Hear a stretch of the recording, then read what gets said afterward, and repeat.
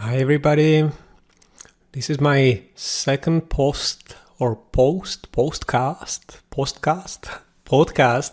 of 2021.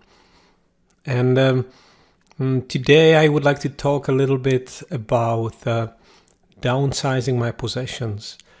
I made a video and posted it on YouTube on last week.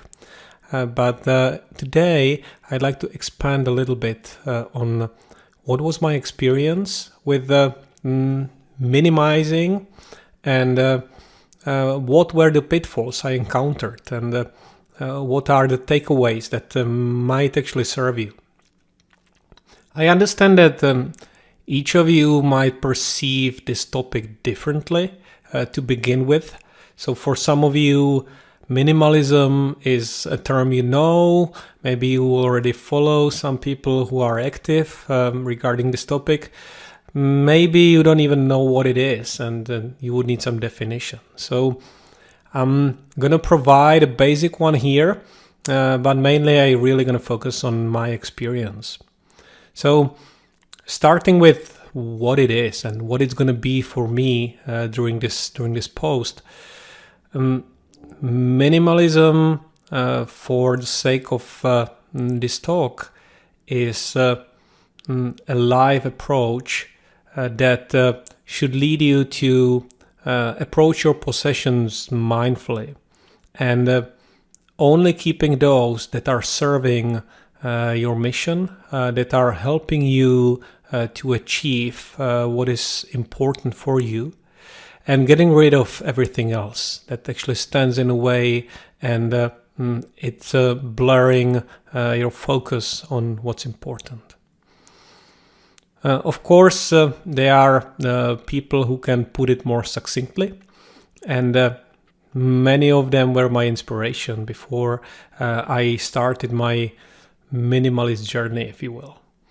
And if you feel that my voice is flickering a little bit, it's because the word minimalism itself became kind of a buzzword over the last couple of years, and some people are using it mindlessly.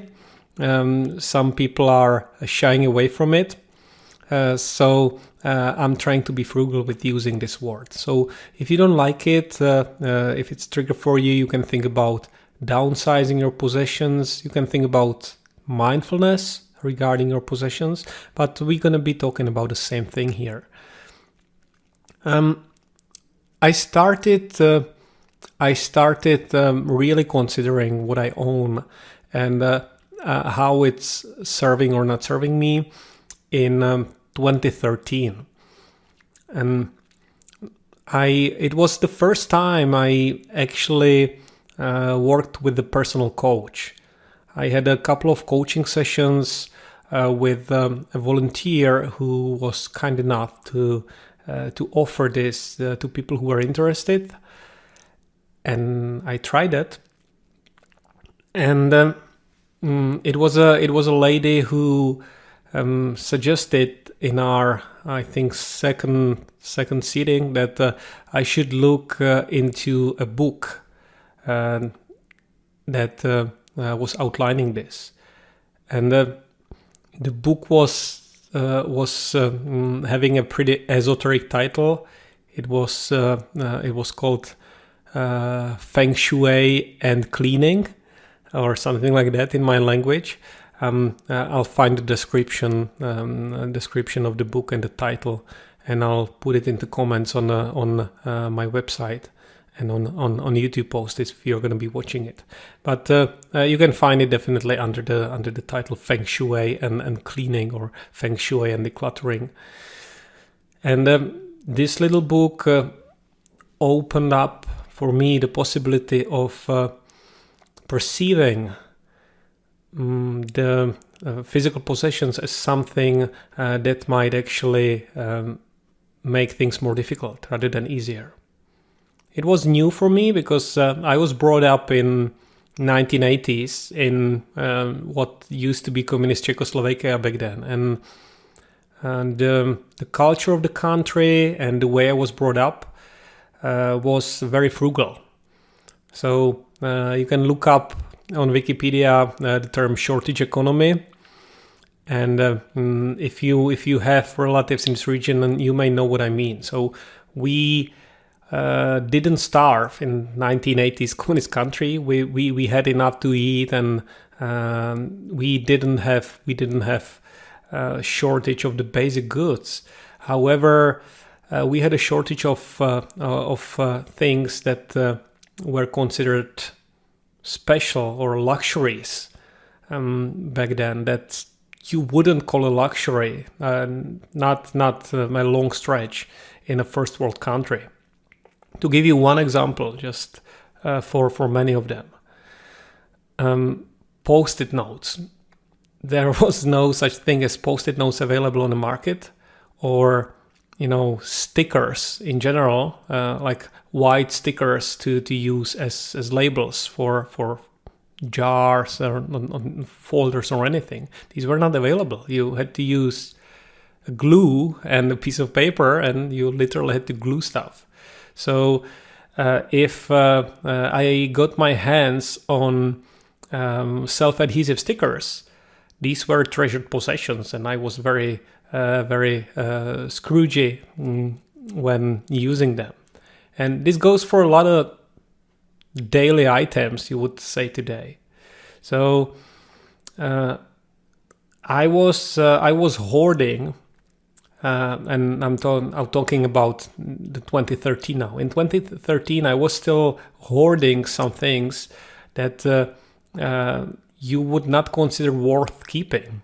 Stationery, these luxurious self-adhesive stickers, a lot of blank papers, staples, and other things that could be useful one day. Because that's one line of reasoning when you live in a country that doesn't have a market economy and things are not that readily available. You are living with the mindset that anything and everything may come useful at some point, and things are difficult to obtain or difficult to get. So that was the mindset that led me to hoard stuff. And I should say I was never really a hoarder in the sense of having really a lot of properties, but I had a lot of books that I thought I was going to read someday, and I wasn't reading them year after year because I was brought up as in a mindset that books are not being thrown out. I had a lot of excess clothes and bedding, because you're not throwing out towels and bed sheets. These are useful and they are not broken, so you keep them. And all of these things were kind of taking up space, not just physically but mentally. So that's how I started in 2013. And after reading that book about Feng Shui and cleaning, I started looking into the topic, and I found what you can easily Google. I found first Joshua Becker and his uncluttered website and book about minimalism. I found my dear mentor and coach and great inspiration, Leo Babauta, and his Zen Habits program. And I also found The Minimalists, so the Joshua Becker and Ryan Nicodemus and their website talking about minimizing. A bit later, I also found this so popular these days, Marie Kondo and the Joy of Cleaning book. So I devoured all of those, and they helped me clarify what to keep and what to let go over the years. So in 2013, I started with putting aside the possessions that were left in my apartment. after my girlfriend at the time broke up with me, and she left a lot of her stuff behind. And it was the constant reminder, mental reminder of what is in my past, of something that's holding me back, something that was preventing me mentally from moving on. As I moved it out, eventually, I realized that I have a lot of stuff like that, not necessarily from a relationship, but from my past. So I had a lot of toys that I wasn't going to play with, and my mom insisted I keep them for my kids in the future. So I was just hoarding them and saving them.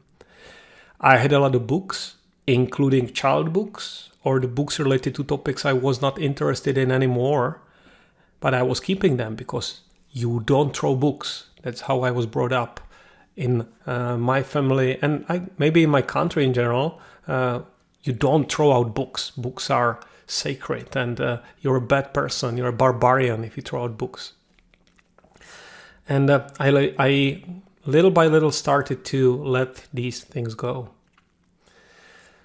The biggest push, I think, was 2016 when I joined the online course by Joshua Becker, whom I already mentioned. The course is called Uncluttered, and Joshua is still offering this course, and it guides you through the stages of decluttering. It helps a lot, and it has a social element. When you are posting pictures of the stuff you are removing from your home to this group, so you can kind of share your victories with others, and you can see guidance.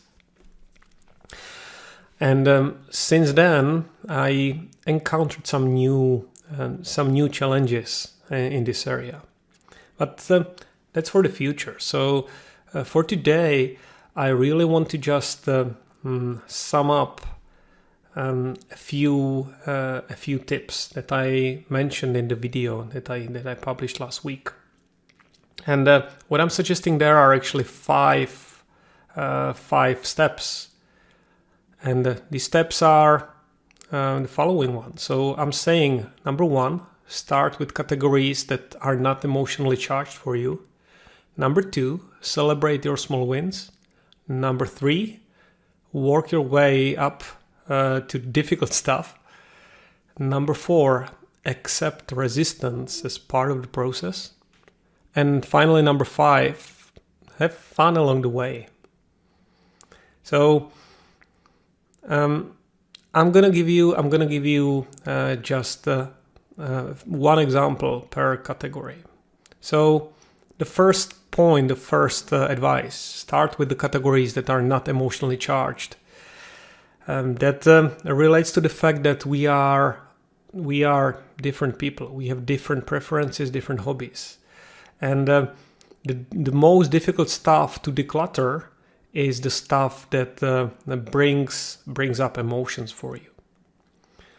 Marie Kondo, Joshua Becker, all of these authors, they are actually addressing this issue, and they suggest to start with something that's easy.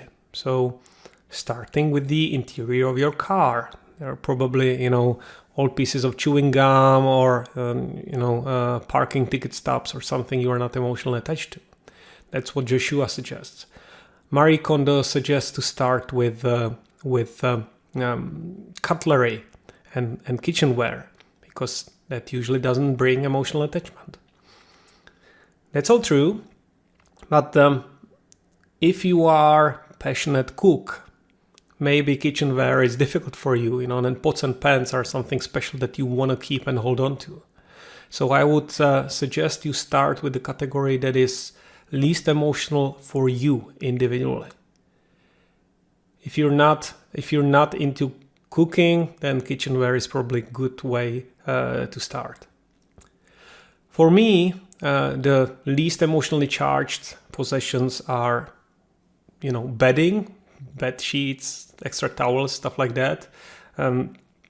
Cleaning supplies, of course, and I used to have excess of cleaning supplies, so I got rid of some of it. And if you've seen my videos, you've seen how I dress. So for me, clothes and let's say cosmetics are not emotionally charged items. I can toss them and I don't feel regrets. I'm okay with that. If you are someone who is into fashion a lot, clothes might not be the best way to start with. So ask yourself first, what is the least emotionally charged possession for you, and start there. Number 2, celebrate your small wins. So in this case, what I highly recommend is taking pictures of the things that you are letting go.